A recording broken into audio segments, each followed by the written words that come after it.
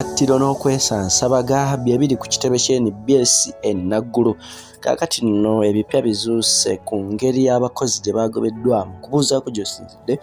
weebale nnyo ebireddera okuvaayo n'ogoberera enteekateeka zaffe. Okola ky'amaanyi njogera ku mitimbagano gyonna olabike ng'ate otugoberera ffe tweyongera okukuweereza. Subscribing yonna gy'osinzidde, mwana wa maama, mwana wa taata.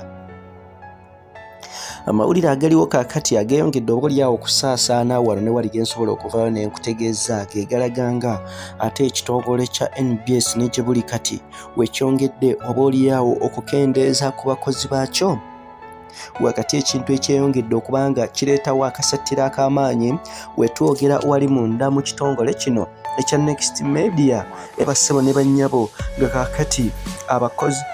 babunamibwa miwabo okubanga beeraliikirira bano okufiirwa emirimu gyabwe enkumu. Wakati mu kiwandiiko ekyafulumizibwa ekitongole kino bassebo ne bannyabo nsobola okuvaayo ne nkutegeeza nti nno baavuddeyo ne bategeeza ng'oboolyawo bwe batakyalina busobozi bukwazza mirimu n'abantu bano, n'olwekyo nga babadde bateekwa oboolyawo okugira nga bawummuzaamu ku bikolwa ku mirimu gye bakola okusobozesa ekitongole kino oboolyawo okugenda mu maaso.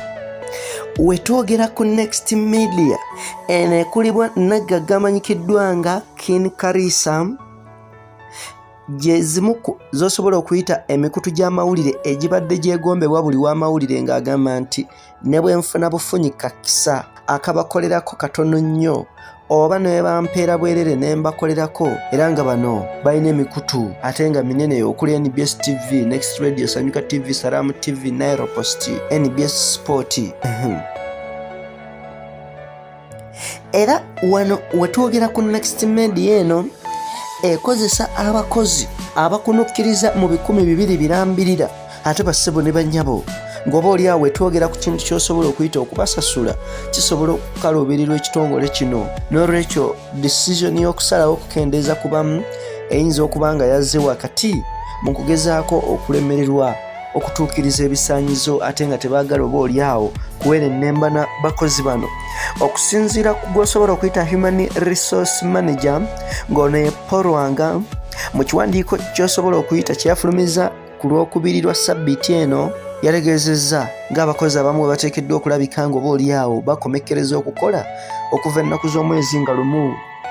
Desemba ono gwe tuyingidde, era ng'agamba nti gabadde mawulire si malungi yadde n'akamu n'ak'eddagala. Kino kizzeemu mbagirawo nga Next Media ebadde egezaako okukola ky'osobola okuyita competition ez'akasammeeme oba okuvuganya okw'akasammeeme wakati n'emikutu emirala, era ng'egenze ku mikutu gya wano gyonna neerondobayo abakozi baayo ababadde basinga okubeera abamu ku b'amaanyi oba z'osobola okuyita big brands n'ezireeta n'eziteeka ku mikutu gyabwe gino okwongera okuteekawo okuvuganya okw'amaanyi. Era ng'eno omukulu Kalisa abadde amanyikiddwa nga ku basinga okuba nga basasula bulungi wetwogera mu kisaawe ky'ebyamawulire oba eky'emikutu gino egy'amawulire, n'olwekyo ate kireeseewo okwennyamira, naye waagenze ng'oboolyawo aseebengerera mpolampola n'atuuka ne ku kino. Wabula ekisinza okuleetawo okutya nsobola okukunokolerayo ku bantu ababamu abaawummuzibwa ngambye si abaagobebbwa, nga ge mannya agabadde gawulikika w'osobola okumanya Senior Editor Tyaba Abubakar, omukulu Kyeyune Nuwa, bareporters okuli Fatia Nassali, omukulu John Kibalizi omutegeera bulungi, Amina Nabukenya obadde omuwulira bulungi,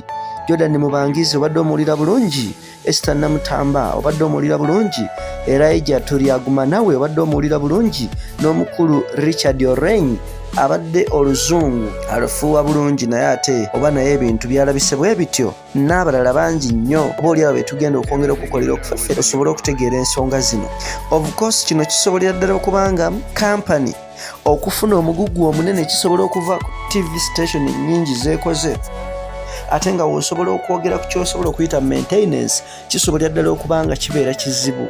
Ensonga bwesito bwe ziri, of course abakozi mu kaseera kano basattira nga basigadde ttayo, but of course balina privileges ez'okuweebwa emisaala gya myezi 3 mu maaso.